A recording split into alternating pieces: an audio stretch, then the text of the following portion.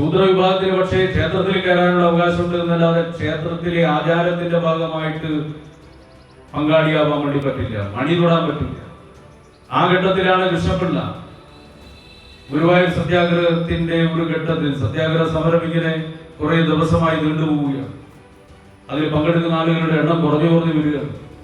ആ സമയത്താണ് കൃഷ്ണപിള്ള ക്ഷേത്രത്തിനകത്ത് കയറി ക്ഷേത്രത്തിലെ മണിയടിക്കുന്നത്. മണിയടിക്കുമ്പോൾ ആ ക്ഷേത്രത്തിനകത്തുള്ള കൃഷ്ണപിള്ളയുടെ അതേ ശ്രേണിയിൽ വരുന്ന ആളുകളെല്ലാം ചേർന്നുകൊണ്ട് കൃഷ്ണപിള്ളയെ ആക്രമിക്കുകയാണ്. അവരുടെ മുഖത്ത് നോക്കിയ സഖാവ് കൃഷ്ണപിള്ള നടത്തിയ ഉജ്ജ്വലമായ പ്രഖ്യാപനമുണ്ട്. ഉശിരുള്ള നായർ മണിയടിക്കും, എച്ചിൽ നക്കിയ നായർ പുറത്തടിക്കും.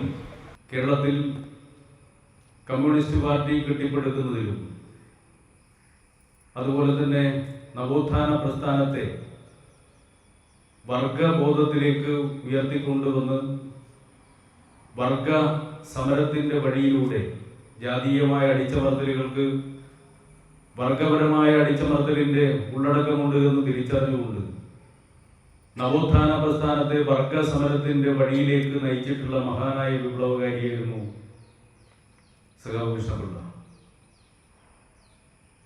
സഖാവ് EMS തന്നെ എഴുതിയ ഒരു ഭാഗമുണ്ട്. കേരളത്തിലെ കമ്മ്യൂണിസ്റ്റ് പാർട്ടി രൂപീകരിച്ചതിന് സ്ഥാപകൻ എന്ന ഒരു ബഹുമാനം, ഒരു പേര് ആർക്കെങ്കിലും കൊടുക്കാൻ വേണ്ടി കഴിയുമെങ്കിൽ ആ പേര് നൽകേണ്ടത് പാർട്ടിയുടെ സ്ഥാപകനായി പറയേണ്ട പേര് സഖാവ് കൃഷ്ണപിള്ളയുടെ പേരാണ് എന്ന് സഖാവ് EMS തന്നെ എഴുതിയിട്ടുണ്ട്. ഹിന്ദി പ്രചാരകനായിട്ടാണ് അദ്ദേഹം ദേശീയ സ്വാതന്ത്ര്യ പ്രസ്ഥാനത്തിന്റെ ഭാഗമായി മാറുന്നത്. പിന്നീട് ഉപ്പ് സത്യാഗ്രഹത്തിൽ പങ്കെടുക്കുകയാണ്. ആ ഘട്ടത്തിൽ ദേശീയ പ്രസ്ഥാനം ഉയർത്തിക്കൊണ്ടുവന്നിട്ടുള്ള വളരെ പ്രധാനപ്പെട്ട ഒരു സമര രീതിയായിരുന്നു അത്. ഉപ്പിന്റെ മേലെ നികുതി ചുമത്തിയപ്പോൾ അതിൽ പ്രതിഷേധിച്ചുകൊണ്ടാണ് മഹാത്മാഗാന്ധിയുടെ നേതൃത്വത്തിൽ ഉപ്പ് സത്യാഗ്രഹം ആരംഭിക്കുന്നത്. കേരളത്തിൽ അത് 1930 ഏപ്രിൽ മാസം 13-ാം തീയതിയാണ് കോഴിക്കോട് കടപ്പുറത്ത് വെച്ച് സത്യാഗ്രഹത്തിന്റെ ഭാഗമായിട്ടുള്ള മാർച്ച് ആരംഭിച്ച് പയ്യന്നൂരിൽ ഏപ്രിൽ മാസം 23-ാം തീയതി ആ മാർച്ച് സമാപിച്ച് ഉപ്പ് കുറുക്കി സമരം നടത്തുന്നത്. ആ സമരം ആരംഭിക്കുന്ന ഘട്ടത്തിൽ ഏപ്രിൽ മാസം 13-ാം തീയതി ആ സമരത്തിന്റെ തുടക്കത്തിൽ തന്നെ പോലീസിന്റെ ഭീകരമായ കടന്നാക്രമണം ഉണ്ടായി. അന്ന് ത്രിവർണ പതാക കയ്യിൽ വെച്ച സഖാവ് കൃഷ്ണപിള്ളയുടെ കയ്യിൽ നിന്ന് ആ പതാക പിടിച്ചു വാങ്ങുന്നതിന് വേണ്ടിയുള്ള ശ്രമം നടന്നു. അതിഭീകരമായി ആ പതാക നൽകാതെ ശക്തമായി ചെറുത്തുന്നു സഖാവ് കൃഷ്ണപിള്ള. അതിന്റെ ഭാഗമായി ഭീകരമായ മർദ്ദനത്തിന് വിധേയമായി. അങ്ങനെ ഉപ്പ് സത്യാഗ്രഹത്തിൽ പങ്കെടുത്തുകൊണ്ട് വിവിധ രീതിയിൽ ദേശീയ സ്വാതന്ത്ര്യ പ്രസ്ഥാനത്തിന്റെ ഭാഗമായി മാറിയ സഖാവ് കൃഷ്ണപിള്ള പക്ഷെ ഒരു ഘട്ടത്തിൽ കോൺഗ്രസിനകത്ത് പ്രവർത്തിക്കുന്ന, ഇന്ത്യൻ നാഷണൽ കോൺഗ്രസിനകത്ത് പ്രവർത്തിക്കുന്ന വിപ്ലവകാരികളായിട്ടുള്ള ഇന്ത്യൻ നാഷണൽ കോൺഗ്രസ് നടത്തേണ്ട സന്ധിയുടെ സമരങ്ങളൊക്കെ ശക്തിപ്പെട്ടു വരുന്ന ഘട്ടത്തിൽ പല ഘട്ടങ്ങളിലും അത്തരം സമരങ്ങൾ ബ്രിട്ടീഷ് ഭരണത്തിനെതിരായിട്ടുള്ള, സാമ്രാജ്യത്വത്തിനെതിരായിട്ടുള്ള സമരം തൊഴിലാളികളും ബഹുജനങ്ങളുമാകെ ഏറ്റെടുത്തുകൊണ്ട് വലിയ അതിശക്തമായ പക്ഷവുമായി ഉയർന്നു വരുന്ന ഘട്ടത്തിലെല്ലാം സന്ധി ചെയ്യുന്ന അന്നത്തെ ദേശീയ നേതൃത്വത്തിന്റെ നിലപാടിനെ പ്രതിഷേധിച്ചുകൊണ്ടാണ്, ആ ദേശീയ നിലപാടിനെ തിരുത്തുന്നതിന് വേണ്ടിയാണ് ജയപ്രകാശ് നാരായണന്റെയും മറ്റു നേതൃത്വത്തിൽ കോൺഗ്രസ് സോഷ്യലിസ്റ്റ് പാർട്ടി രൂപീകരിക്കപ്പെടുന്നത്. അങ്ങനെ കോൺഗ്രസ് സോഷ്യലിസ്റ്റ് പാർട്ടി രൂപീകരിക്കപ്പെട്ടപ്പോൾ കേരളത്തിൽ അത് 1934-ലാണ് കോൺഗ്രസ് സോഷ്യലിസ്റ്റ് പാർട്ടി രൂപീകരിക്കപ്പെടുന്നത്. ആ കോൺഗ്രസ് സോഷ്യലിസ്റ്റ് പാർട്ടിയുടെ സെക്രട്ടറി ആയിട്ട് സഖാവ് കൃഷ്ണപിള്ള മാറുകയാണ്. ആ കോൺഗ്രസ് സോഷ്യലിസ്റ്റ് പാർട്ടിയാണ് കേരളത്തെ സംബന്ധിച്ചിടത്തോളം പിന്നീട് കമ്മ്യൂണിസ്റ്റ് പാർട്ടിയായി മാറുന്നത്. 1937-ൽ കമ്മ്യൂണിസ്റ്റുകാരുടെ ഒരു കൊച്ചു ഗ്രൂപ്പ് കോഴിക്കോട് വെച്ച് ഉണ്ടാകുമ്പോൾ ആ കൊച്ചു ഗ്രൂപ്പിന്റെ സെക്രട്ടറിയായി മാറിയ കൃഷ്ണപിള്ള പിന്നീട് നമുക്കറിയാം 1939 നമ്മുടെ ജില്ലയിൽ പിണറായി പാറപ്പുറത്ത് വെച്ച് കോൺഗ്രസ് സോഷ്യലിസ്റ്റ് പാർട്ടിയുടെ സമ്മേളനം ചേരുകയും ആ സമ്മേളനമാണ് കോൺഗ്രസ് സോഷ്യലിസ്റ്റ് പാർട്ടി ആകെ തന്നെ കമ്മ്യൂണിസ്റ്റ് പാർട്ടിയായി മാറി. പിന്നീട് പരസ്യ പ്രഖ്യാപനത്തിലൂടെ കമ്മ്യൂണിസ്റ്റ് പാർട്ടിയുടെ കേരളത്തിലെ കമ്മ്യൂണിസ്റ്റ് പാർട്ടിയുടെ ഉദയം പ്രഖ്യാപിച്ചുകൊണ്ടുള്ള രീതിയിലേക്ക് കടന്നു വരുന്നത്. അപ്പോൾ കേരളത്തിലെ കമ്മ്യൂണിസ്റ്റ് പാർട്ടിയുടെ സ്ഥാപകരെന്ന് അക്ഷരാർത്ഥത്തിൽ വിശേഷിപ്പിക്കാൻ വേണ്ടി കഴിയുന്ന മഹാനായ വിപ്ലവകാരിയായിരുന്നു സഖാവ് കൃഷ്ണപിള്ള.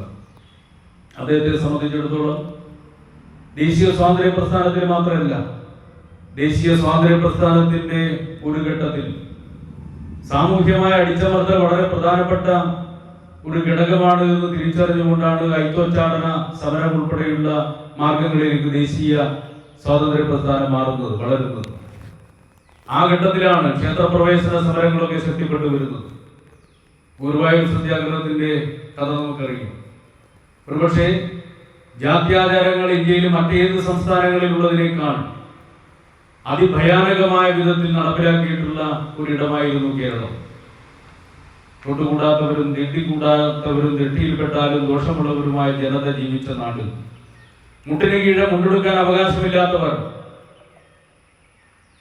മാറുമറക്കാൻ അവകാശമില്ലാത്ത സ്ത്രീകൾ, ജാത്യാചാരത്തിന്റെ ഭാഗമായി ജാതി ചിഹ്നത്തിന്റെ ഭാഗമായിട്ടുള്ള കല്ലയും മാലയും ഒക്കെ ധരിച്ച് പോകേണ്ടി വരുന്ന ഒരിടം. താഴ്ന്ന ജാതിക്കാരന് വഴി നടക്കാൻ അവകാശമില്ല എന്ന് മാത്രമല്ല, മക്കൾക്ക് കുട്ടികൾക്ക് സ്കൂളിൽ പോകാൻ അവകാശമില്ല, ക്ഷേത്രത്തിൽ പോകാൻ അവകാശമില്ല, പൊതുയിടങ്ങളിലൂടെ നടക്കാൻ അവകാശമില്ല. അങ്ങനെയുള്ള ഒരിടത്തിലാണ് ക്ഷേത്രപ്രവേശന സമരം നടത്തുന്നതിന് വേണ്ടി നിശ്ചയിക്കുന്നത്. വൈക്കം സത്യാഗ്രഹത്തിലും ഗുരുവായൂർ സത്യാഗ്രഹത്തിലും എല്ലാം പങ്കുചേർന്ന ആ ഗുരുവായൂർ സത്യാഗ്രഹത്തെ ഒരു ഘട്ടത്തെത്തിയപ്പോൾ വളരെ വിരസമായി ആ സമരം സ്വയം അവസാനിക്കുന്നു എന്ന് തോന്നുന്ന ഒരു ഘട്ടത്തിലാണ് സഖാവ് കൃഷ്ണപിള്ള അന്ന് ക്ഷേത്രത്തിൽ കയറാൻ കൃഷ്ണപിള്ളക്ക് അവകാശം ഉണ്ടായിരുന്നു. കാരണം ജാത്യാചാരത്തിന്റെ ഭാഗമായിട്ട് സവർണ വിഭാഗങ്ങൾക്ക് മാത്രമേ ക്ഷേത്രത്തിലും പ്രവേശിക്കാനുള്ള അവകാശം ഉണ്ടായിരുന്നു. എന്നാൽ സവർണ വിഭാഗത്തിലെ 4ാമത്തെ വിഭാഗമാണ് ശൂദ്ര വിഭാഗം. കേരളത്തിന്റെ സ്ഥിതി എടുത്തു നോക്കിയാൽ നായർ വിഭാഗത്തിൽപ്പെട്ടവർ ശൂദ്ര വിഭാഗത്തിൽപ്പെട്ടവരാണ്. സവർണ വിഭാഗത്തിലുള്ള 4 വർണ്ണങ്ങളിൽ 4ാമത്തെ വർണ്ണം ശൂദ്ര വിഭാഗത്തിന്. പക്ഷേ ക്ഷേത്രത്തിൽ കയറാനുള്ള അവകാശമുണ്ട് എന്നല്ലാതെ ക്ഷേത്രത്തിലെ ആചാരത്തിന്റെ ഭാഗമായിട്ട് പങ്കാളിയാവാൻ വേണ്ടി പറ്റില്ല, മണി തൊടാൻ പറ്റില്ല. ആ ഘട്ടത്തിലാണ് കൃഷ്ണപിള്ള ഗുരുവായൂർ സത്യാഗ്രഹത്തിന്റെ ഒരു ഘട്ടത്തിൽ, സത്യാഗ്രഹ സമരം ഇങ്ങനെ കുറെ ദിവസമായി നീണ്ടുപോവുകയാണ്, അതിൽ പങ്കെടുക്കുന്ന ആളുകളുടെ എണ്ണം കുറഞ്ഞു വരികയാണ്. ആ സമയത്താണ് കൃഷ്ണപിള്ള ക്ഷേത്രത്തിനകത്ത് കയറി ക്ഷേത്രത്തിലെ മണിയടിക്കുന്നത്. മണിയടിക്കുമ്പോൾ ആ ക്ഷേത്രത്തിനകത്തുള്ള കൃഷ്ണപിള്ളയുടെ അതേ ശ്രേണിയിൽ വരുന്ന ആളുകളെല്ലാം ചേർന്നുകൊണ്ട് കൃഷ്ണപിള്ളയെ ആക്രമിക്കുകയാണ്. അവരുടെ മുഖത്ത് നോക്കിയ സഖാവ് കൃഷ്ണപിള്ള നടത്തിയ ഉജ്ജ്വലമായ പ്രഖ്യാപനമുണ്ട്. ഉശിരുള്ള നായർ മണിയടിക്കും, എച്ചിൽ നോക്കിയ നായർ പുറത്തടിക്കും.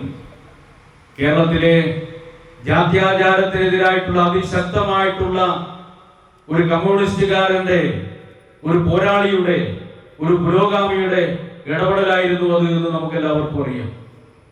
അങ്ങനെ നവോത്ഥാന പ്രസ്ഥാനത്തിൽ തുടർന്ന് അങ്ങോട്ടേക്ക് നവോത്ഥാന സമരം എന്ന് പറയുന്നത്, നവോത്ഥാന പ്രസ്ഥാനം എന്ന് പറഞ്ഞാൽ നമുക്കറിയാം ഇന്ത്യയിൽ എല്ലായിടത്തും നടന്നിട്ടുള്ള സാമൂഹ്യ പരിഷ്കരണ പ്രസ്ഥാനത്തിന്റെ ഭാഗമായിട്ടുള്ള ഇടപെടലാണ്.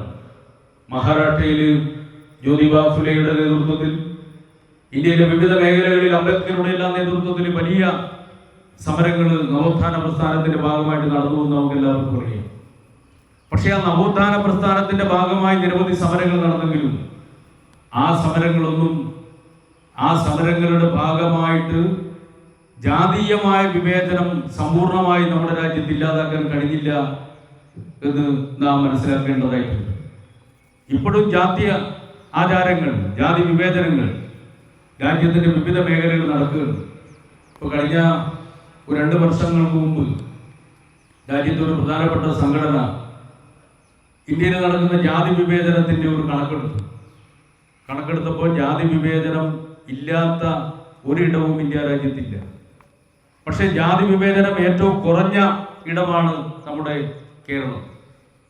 ഒരു 100 പേരെടുത്തുനിന്ന് കണക്കെടുത്ത സമയത്ത് 100-ൽ 2 പേർ, കേരളത്തിലുള്ള 2 പേർ ജാത്യാചാരങ്ങൾ പിന്തുടരുന്നവരാണ് എന്ന് കണ്ടു.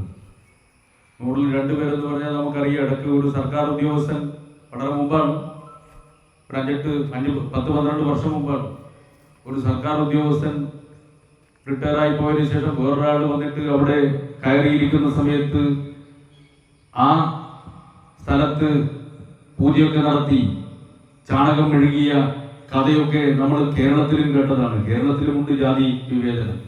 ജാത്യാചാരം ഏറ്റവും കുറഞ്ഞ ഒരു സംസ്ഥാനമാണ് കേരളം. 2%, 100-ൽ 2 പേരാണ് ജാത്യാചാരം പിന്തുടരുന്നത് എന്നാണ് കണക്ക്. എന്നാൽ ഇന്ത്യയിലെ കേരളം കഴിഞ്ഞ മറ്റ് സംസ്ഥാനങ്ങളുടെ സ്ഥിതി എടുത്തു നോക്കിയാൽ എല്ലാം 40% മേലെയാണ്. ഉത്തർപ്രദേശിൻ്റെ കണക്ക് ഏതാണ്ട് 80% മേലെ വരുന്ന ആളുകൾ ജാത്യാചാരം പിന്തുടരുന്നവരാണ് എന്നാണ് വന്നിട്ടുള്ള കണക്ക്. അപ്പോൾ നവോത്ഥാന പ്രസ്ഥാനം ശക്തിപ്പെട്ട് വന്നിട്ടും ഇന്ത്യയിലെ നവോത്ഥാന പ്രസ്ഥാനം ഉണ്ടായിരുന്ന ഇന്ത്യയിലെ എല്ലായിടത്തും എന്തുകൊണ്ടാണ് ജാത്യാചാരം ഇപ്പോഴും നിലനിൽക്കുന്നത് എന്നുള്ളത് വളരെ പ്രസക്തമായ ഒരു കാര്യമാണ്. എന്തുകൊണ്ടാണ് കേരളത്തിൽ ജാതി വിവേചനം ഏറ്റവും കുറഞ്ഞ വിധത്തിൽ, അക്ഷരാർത്ഥത്തിൽ തീരെ ഇല്ല എന്ന് പറയാൻ വേണ്ടി കഴിയുന്ന വിധത്തിൽ എന്തുകൊണ്ട് കേരളം മാറി?